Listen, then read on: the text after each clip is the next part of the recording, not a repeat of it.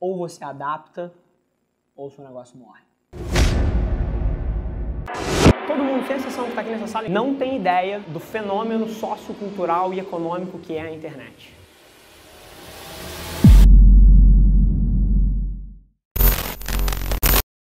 E aí, gente, vlog de hoje um pouquinho diferente. Vocês vão ter a oportunidade de dar uma olhada nisso aí, ó, que tá aí atrás da tela, que foi um bate-papo que eu fui convidado para ter lá na Isto É, onde a gente basicamente navegou o que impede as empresas de tomarem as atitudes certas, começarem a investir no digital, começarem a ter os resultados que elas poderiam estar tendo. E foi um bate-papo muito interessante com a Giovana Pagel, onde a gente navegou desde nível de investimento até tecnologia, análise de dados e processos, pessoas e cultura da companhia. Então foi um bate-papo super rico, eu tenho certeza que eles vão tirar uma tonelada de valor. Senta a bunda aí, aproveita. E depois não esquece, se algum dos temas te gerou alguma dúvida, deixa aqui nos comentários que a gente responde no próximo.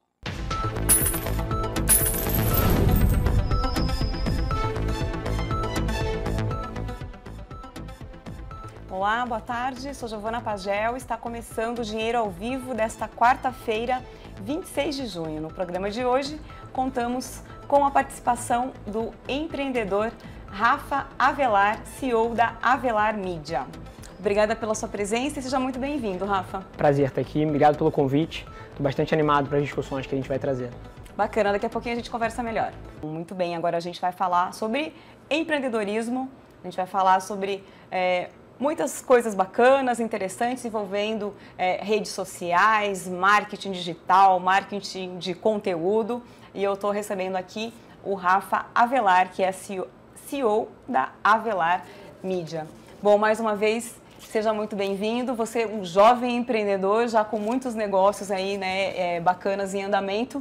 Eu acho que para começar seria interessante você compartilhar aqui comigo, né, com quem está nos acompanhando, um pouco da tua trajetória e por que esse caminho acabou, enfim, chegando até você, por que a escolha, né, de seguir por esse caminho. Maravilha. Mais uma vez, agradecer aqui o convite, é um prazer estar aqui com vocês hoje. E eu acho que a minha história é super interessante porque ela contextualiza um momento sociocultural, né? Eu sou economista de formação, então, e hoje em dia, ser dono de uma agência de publicidade é uma decisão que pode parecer um pouco alheia, mas o fato é que eu saí do mercado financeiro muito jovem, fui para a empresa da minha família. A empresa estava basicamente à beira da falência na época, tinha passado por uma fusão mal sucedida, que teve que rachar a empresa em duas, e o fato é que eu entrei num negócio que estava indo muito mal. E, basicamente, cortando uma história longa para uma versão curta, que foi através das ferramentas digitais, da internet e das redes sociais que eu cresci esse negócio exponencialmente, posteriormente abrindo a agência, né? Então eu vivi na pele muito das coisas e das decisões que a maioria das empresas e pessoas passam hoje em dia sobre como é que eu reinvento o meu negócio numa era onde o comportamento do consumidor mudou radicalmente e que a forma de fazer negócio mudou também. Eu acho que tem essa questão da internet realmente ter revolucionado, transformado a forma como que as pessoas se relacionam, trabalham, enfim, e como o próprio consumo também, tudo foi afetado. E aí a questão o desafio como que as empresas se colocam, né, diante dessa nova realidade para continuar crescendo, lucrando, enfim. Acho que é um caminho interessante aí que precisa de uma estratégia, né? Perfeito. E o seu ponto, ele toca em dois aspectos que são geniais na contextualização dessa problemática. O primeiro deles é a palavra rede social. É muito curioso, eu acredito que o caminho para as empresas poderem usufruir dessa oportunidade que existe hoje em dia passa por dois verticais. O primeiro é ajeitar a forma com que elas, e quando eu digo elas, são os dirigentes dessas empresas, olham para essas plataformas, porque a palavra rede social talvez seja o pior nome que já deram para uma mudança tão grande quanto é a internet hoje em dia. E rede social nada mais é que um apelido para a forma como a internet funciona. Eu gosto de falar que as redes sociais são o sistema operacional da internet. Da mesma forma que num iPhone você tem um iOS, num Samsung você tem um Android, na internet você tem as redes sociais e é ali que as coisas acontecem. Então a primeira coisa é as empresas e as pessoas ajustarem a forma como elas olham para isso, porque quando se diz rede social, as pessoas assimilam de alguma forma ainda com entretenimento, com brincadeira, com meme, com bobeira, com vídeo viral, e não é isso. Esse é literalmente o principal canal de formação de opinião que existe na atualidade. O fundador da maior dessas empresas, o Facebook, Mark Zuckerberg, inclusive, no ano passado foi chamado para depor na frente do Congresso, tamanho é o poder da empresa dele. E aí, todos os dias eu preciso sentar na frente de um executivo que me diz que as redes sociais são um lugar para conteúdo de entretenimento e que não conseguem vender por ali. Então, a primeira coisa para mim é ajustar o mindset. E a segunda coisa é você tem que ter uma equipe, uma estratégia bem montada para esse tipo de ecossistema. Porque muito diferente da publicidade e da comunicação que a gente viveu nos últimos 50, 100 anos, onde você usava os mesmos mecanismos de comunicação e as campanhas duravam mais tempo e as estratégias perduravam pelo menos 1 ano, 6 meses, 2 anos, hoje em dia é quase que como day trading. Eu que vim do mercado financeiro, eu gosto de olhar a estratégia digital como o trabalho de um trader numa mesa de operação. Você tem que estar todo dia analisando, iterando e melhorando o que você está fazendo. E aí eu acho que quando a gente pensa nessa mudança, inicialmente as pessoas acessavam a internet pelo computador. Sim. Só que quando surgem os smartphones, que hoje são uma extensão, né, do nosso corpo, perfeito, essa história muda, né? E aí até eu vou citar alguns números aqui, que de 7 bilhões de pessoas no mundo, existem, né, mais de 7 bilhões de pessoas no mundo e 5 bilhões de aparelhos celulares, de smartphones. No Brasil, somos 209 milhões, né, de pessoas. Sim. E temos mais de 215, né, milhões de aparelhos. Então, assim, mais aparelho celular do que gente vivendo no país. Sim. Então, eu acho que como entender isso, que as pessoas estão o tempo todo conectadas, de fato, e que é isso, todas as relações estão passando por ali, né? Não existe mais o real e o virtual, as coisas estão misturadas, né? Perfeito. E, inclusive, há 10 minutinhos atrás, a gente falando em off aqui, você colocou uma frase muito fortuita, que é uma extensão do nosso corpo humano. E eu acredito de fato que os smartphones e a internet, eles materializaram um futuro que lá atrás foi previsto de alguma forma pelos filmes sci-fi, de ciborgues e robôs e não sei o quê. Não foi daquela forma, não tem ninguém com braço mecânico andando por aí, mas os smartphones, eles aumentaram a nossa capacidade analítica. A gente faz conta mais rápido, processa dados mais rápido, processa informação mais rápido. Eles aumentaram a nossa capacidade de memória, de lembrar de eventos, de lembrar de situações, de lembrar de textos, de lembrar de compromissos. E eles aumentaram a nossa capacidade de relacionamento. Hoje em dia, você conhece pessoas em escala, se relaciona com pessoas em escala, resolve conflitos em escala, desculpa, usando essas ferramentas. Então, é uma mudança que é muito mais do que só de comunicação, muito mais do que negócio, é uma mudança na forma como as pessoas vivem. Então, eu acho que parte do discurso precisa passar por entender que isso afetou a forma como os seres humanos operam. E aí, assim, algumas pessoas que são críticas, né, enfim, que apontam os aspectos negativos também, falam que a rede, ela não só conecta, mas ela também pode prender, formar as bolhas, ou enfim, se a gente entrar na discussão de algoritmos, de fake news, sim, a gente tem aí um mundo também que não é cor-de-rosa. Então, eu acho que a gente também precisa estarmos atentos, é óbvio, né, a esses aspectos e entender como, sim, trabalhar o que é positivo, o que é bacana. Então, eu queria que você, enfim, desenvolvesse um pouco mais a partir, né, dessas duas visões, né, Perfeito. Da internet, né? E eu acho que é um tema muito interessante. E assim, eu não sou cético e inocente ao ponto de achar que não temos coisas eventualmente não tão bacanas rolando. A gente tem escândalos de pedofilia no YouTube, a gente tem uma série de eventos que eventualmente acabam estourando, mas eu desafio as pessoas a pensarem que o mundo nunca foi perfeito. E o ser humano, ele tem a capacidade fantástica de hipervalorizar o presente e achar que o passado, de alguma forma, não tinha problemas. E a minha visão sobre essas mudanças tecnológicas, ela é bem pragmática, assim como a maioria das coisas que eu penso. Que é o seguinte, eu não acredito que as coisas vão voltar a ser como elas eram. Então, assim, o mundo nunca vai voltar, as crianças nunca vão voltar a crescer soltando pipa, rodando peão, a brincar de amarelinha. O mundo mudou. As pessoas não vão mais se conectar com as outras sem o celular interrompendo, isso mudou. Então, eu acho que todo o tempo que a gente perde debatendo porque o mundo antigo era melhor, que eventualmente a forma como as coisas eram antigamente era menos prejudicial, eu considero um tempo um pouco perdido. Eu digo que a gente tem duas escolhas. A internet, a inovação, ela não para. para, ela vem comendo tudo. E a gente pode ser ou otimista em relação a essas mudanças e olhar todos os benefícios que isso trouxe de difusão de educação, por exemplo. Hoje em dia, a quantidade de curso, informação online que você tem é totalmente desproporcional, isso dá acesso, dá oportunidade, capacidade de relacionamento, ao invés de se apegar aos problemas que causa. By the way, não acho que a gente não tem que debater eles. Tem várias coisas que precisam ser reguladas, otimizadas, mas eu acho que muitas vezes o discurso das pessoas não é pragmático em relação a isso. Ele é quase que emocional do ponto de vista de eu preferi o mundo onde eu nasci. E eu sempre me lembro, eu gosto muito de história, e às vezes eu me remeto a outros eventos históricos que foram similares para entender como é que a gente passa por essas situações. E aí eu sempre me lembro da marcha contra a guitarra. Assim, a época do rock, Elvis e os pais hiper preocupados que as suas filhas estavam tendo as suas mentes deturpadas, quando na verdade não era nada disso, era só um momento diferente, era um momento sociocultural diferente e que as pessoas às vezes se apegam ao passado um pouquinho. Bom, agora queria que a gente falasse um pouquinho de estratégia, de negócios. Perfeito. E aí eu acho que, enfim, uma das coisas que você mesmo coloca, né, nos seus vídeos, defendendo que a estratégia digital é uma batalha, né, pela atenção. Perfeito. Que a gente está ali, né, disputando a atenção dos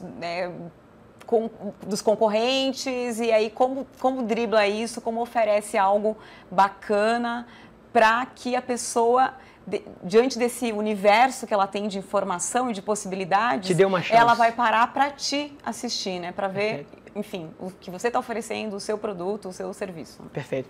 E mais uma vez você foi muito feliz na palavra que você escolheu, que é uma batalha pela atenção. E para responder isso eu queria dar um passo para trás, um segundo, que é o seguinte.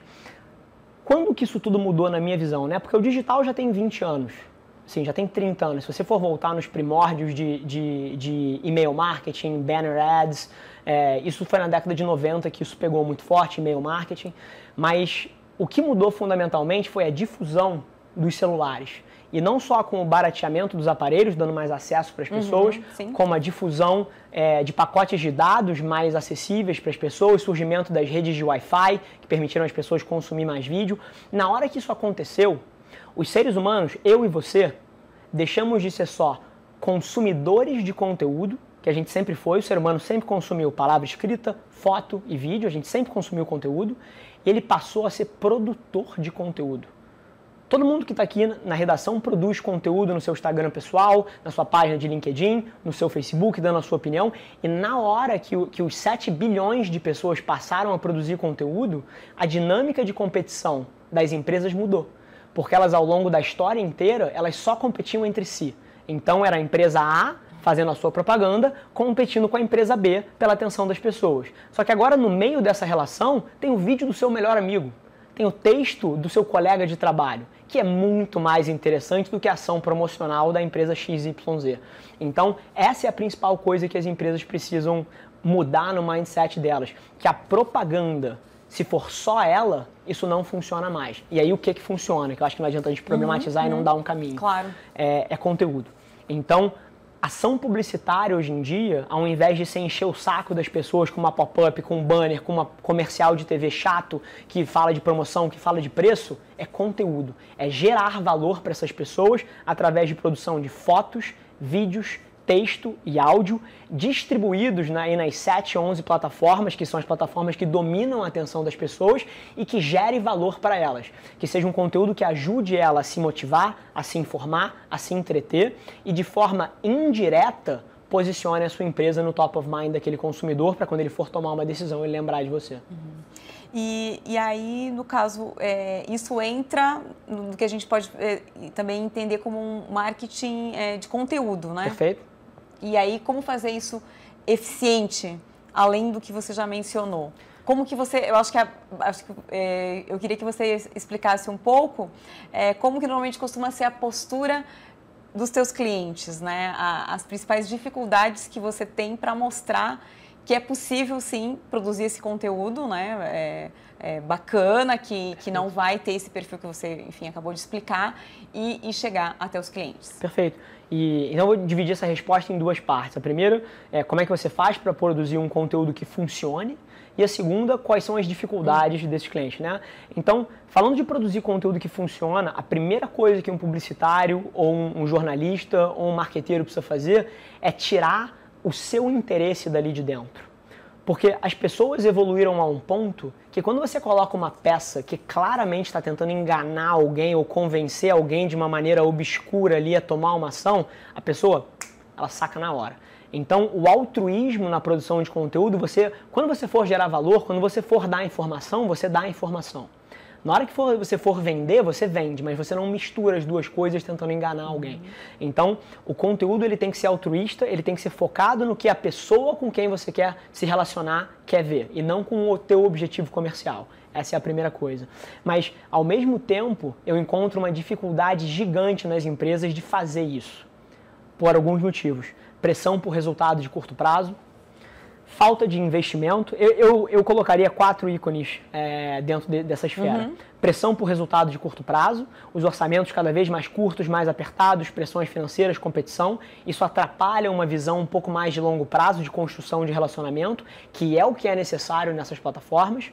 Número 2, investimento não adequado. Tem muita empresa grande colocando estagiário para tocar isso, colocando pessoas recém-formadas para tocar isso, quando eu, na minha cabeça, acho que toda empresa hoje em dia deveria ser uma empresa de mídia, vírgula, o que quer que ela faz. Então, a produção de conteúdo é uma atividade principal daquela empresa. Então, o investimento tem que ser proporcional ali, investir dinheiro real ali dentro. Número 2, investir em ferramentas e análise de dados, porque deixou de ser só a parte artística, a parte publicitária, e passou a ser um jogo de você analisar os dados para tirar os insights. E número 4, você criar na sua empresa uma cultura de pessoas e processos que permitam uma estratégia digital funcionar. O que eu quero dizer com isso? Metodologias ágeis, cabeça de teste, aceitar que você fale em pequena escala para poder testar várias coisas. A maioria das empresas não foi feita para isso. O erro, o teste, ele é julgado e as pessoas são coibidas de fazer isso porque sabem que vão ser chamadas a atenção se não der certo. Então, as empresas precisam mudar um pouquinho a cabeça delas de teste, iteração, para você criar um modelo de growth hacking bem sucedido. Porque precisa desse tempo, precisa. Né? Não é de uma hora para outra que vai mudar e que vai acontecer, né? Nada tem esse tempo aí de maturação, né? Perfeito. E aí, eu queria que você falasse um pouco também sobre essa postura que você coloca até num dos primeiros vídeos que eu vi seu, que você fala dessa dificuldade que as pessoas têm de vencer o medo para agir. E isso você identifica também nas empresas, de repente um certo receio de apostar em algo novo, algo que elas nunca fizeram, e sem entender que aquele formato de publicidade que ela já estava acostumada não funciona mais. Com certeza. Você quer ter uma informação assustadora? A maioria das empresas com quem eu converso, elas estão ok em perder 2, 3% de market share todo ano, fazendo as coisas que elas sempre fizeram, do que se arriscar a tentar uma coisa nova, que eventualmente pode trazer um upside maior para elas, mas tem algum grau de incerteza também. E se não der certo? Eu acho que eu consigo proteger a minha narrativa e a minha posição política dentro da empresa perdendo 2% de market share, porque todos os meus pares estão perdendo, do que eu testar uma coisa nova e eventualmente ser julgado por isso. Então, eu vejo isso muito. Então, eu acho que essa parte de tentar, ela vem num nível individual da pessoa, de experimentar algo novo é sempre uma maior dificuldade, acho que todo mundo aqui consegue se relacionar com isso, mas eu digo que dentro das companhias é muito mais uma decisão que precisa vir de cima do teste. O teste é ok, você pode falhar, falha testando, falha rápido, falha pequeno e aprende. Isso tem que ser de cima para baixo. Pessoa nenhuma dentro de uma companhia grande consegue implantar essa cultura se ela quiser. Isso precisa vir da liderança. E todos os clientes com quem a gente trabalha, que fazem coisas excepcionais, isso vem lá de cima para baixo e isso encoraja as pessoas a tomarem as decisões certas. E falando em clientes, se você quiser compartilhar até com a gente aqui algum case, enfim, algo que vocês já tenham trabalhado, que chame a atenção, que seja bacana. Bacana, eu acho que eu não vou nem compartilhar assim pela ótica de sucesso da agência, eu quero muito mais colocar em evidência uma empresa e uma estratégia que eu acho que é totalmente fora da curva no que faz, que é a XP Investimentos. Na XP, desde muito antes da gente começar a trabalhar com eles, eu já admirava o que eles faziam, porque enquanto tem empresas debatendo, eventualmente, será que eu faço, será que eu não faço? Na XP vem lá de cima, vem do Guilherme, Benchimol, vem do Fernando Vasconcelos, que são a diretoria lá de cima, essa cultura de teste, de aprendizado, de meter a mão, de fazer, de aprender, e se não der tão certo, bacana, para aqui, erra pequeno e depois testa de novo. Os caras lá fazem coisas que, assim, que na maioria das empresas grandes do porte deles seriam anomalias, do tipo de fomentar influenciadores internos para que os próprios funcionários criem conteúdo e se posicionem como autoridades nas suas plataformas como Instagram, como LinkedIn, investimentos grandes em mídia digital, assim, é literalmente o case que eu acabei de colocar, é uma liderança que inspira a cultura de teste, a cultura de aprendizado, a cultura de errar rápido, errar pequeno, aprender e melhorar as coisas. Então acho que esse é um baita exemplo que qualquer empresa no Brasil poderia estar olhando se quiser ver o que fazer. E agora pensando na tua trajetória, né, como empreendedor, fazendo mesmo esse balanço de erros e acertos, se você fosse falar para alguém que tem vontade também de empreender, de tirar aquele sonho lá antigo do papel e transformar isso num negócio, o que você recomendaria como fundamental? Perfeito. E eu acho que a resposta que eu vou dar é a resposta que as milhares de pessoas que estão assistindo talvez não esperavam. Talvez não seja para você. Olha que curioso, né? Eu sou um baita de um defensor do empreendedorismo, assim, é o que me move, mas eu não acredito que 90% das pessoas seria feliz nessa trajetória. Porque você empreender, você colocar alguma coisa em existência que antes só existia na sua cabeça é uma coisa muito glamurosa, é uma coisa muito bacana de você contar a história, mas assim, para você viver essa trajetória, você imprimir a sua vontade no mundo é uma coisa que exige um tipo de DNA específico. E eu acho que o empreendedorismo nos últimos tempos ele foi posto num pedestal, é muito bonito, é muito glamouroso, um moleque de 22 anos, 21 anos, 30 anos colocar no perfil de Instagram dele que ele é CEO de alguma coisa e falar que captou um round de investimento, mas assim, ninguém conta o resto da história, que 99% dessas empresas não dão certo, que várias dessas pessoas entram em depressão e descobrem eventualmente que aquilo ali não ia os deixar felizes e eles só estavam perseguindo uma coisa que foi colocada como um item desejável, mas assim, eles não auditaram quem eles eram antes de entrar. Então, ao invés de recomendar que todo mundo empreenda, eu acho que o que eu deixo de dever de casa para as pessoas é dar uma olhada para dentro e ver o que você gosta de fazer, o que te faz vibrar, o que te faria sorrir todo dia se você trabalhasse com aquilo. Porque, eventualmente, para um designer, por exemplo, eu não acho que seja a opção óbvia ele abrir uma agência de publicidade. Porque na hora que ele abre uma agência, o trabalho dele deixa de ser sobre direção de arte, deixa de ser sobre criação e passa a ser sobre gerir gente. E talvez esse cara seja miserável na vida dele, como experiência de vida, gerindo gente, e ele seja o melhor designer do mundo, trabalhando para alguém que consegue aguentar a pressão de gerir gente.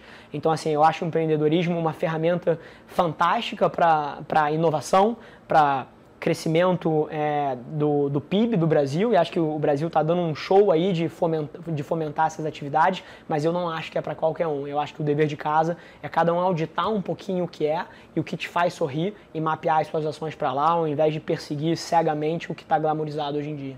Ou então, ser um empreendedor... Isso. Perfeito. Eu acho que tem essa possibilidade também, né, que nem sempre é valorizado e é muito bem compreendido, né? Perfeito. Inclusive, eu no começo da minha carreira, assim, eu fui um intraempreendedor.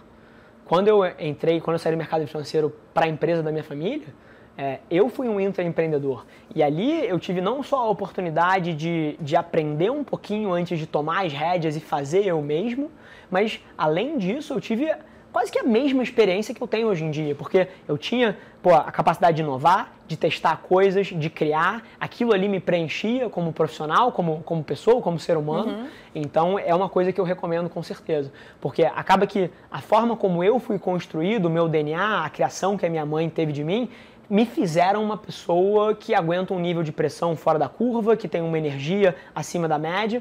Então, acredito que eu nasci para empreender, para aguentar os socos na cara que eu levo todo dia. Mas eu não acho que seja para todo mundo. Mas, ao mesmo tempo, intraempreender é quase que como se fosse todos os benefícios sem a pressão exacerbada e sem a tomada de risco também, que é uma coisa que precisa ser levada em consideração. Bacana. Para encerrar, se você quiser deixar aí também como as pessoas podem ter acesso, porque você produz um conteúdo bacana, até para a carreira também, então pode deixar o seu contato para quem está aí nos acompanhando. Maravilha. É Rafa Avelar ou Avelar Rafa em quase todas as redes. E eu acho que, de fato, assim, se alguns dos temas que a gente debateu aqui interessam a um dos telespectadores aí, eu convido eles a darem uma olhada, porque o meu conteúdo tem um diferencial um pouco grande. A maioria das pessoas que produz conteúdo na internet está tentando te vender alguma coisa. Ou o cara quer vender um curso, ou o cara quer te vender uma palestra, quer vender um workshop, quer vender alguma coisa. E 99% das pessoas que estão assistindo aqui não podem comprar nada de mim. O meu conteúdo não é um driver para você comprar o meu curso, para você me pagar uma mentoria, eu não tenho nada disso. Então é um conteúdo bastante livre de vieses e eu acredito que tem agregado para muita gente aí. Muito bacana. Obrigada pela sua presença aqui, né, por ter vindo até o estúdio e tendo novidades, enfim, está convidado a voltar. Vai ser sempre um prazer, obrigado pelo convite. Eu acho que esse tema é um dos temas mais relevantes da atualidade e vale a pena a gente esclarecer vários dos mal-entendidos. Bacana. Até a próxima, então. Tchau, tchau. Bom, este foi o Dinheiro ao Vivo desta quarta-feira, 26 de junho. I don't see a reason they should be hating the way that I'm making a way. They don't see all of the stress and the problems I deal with like every day.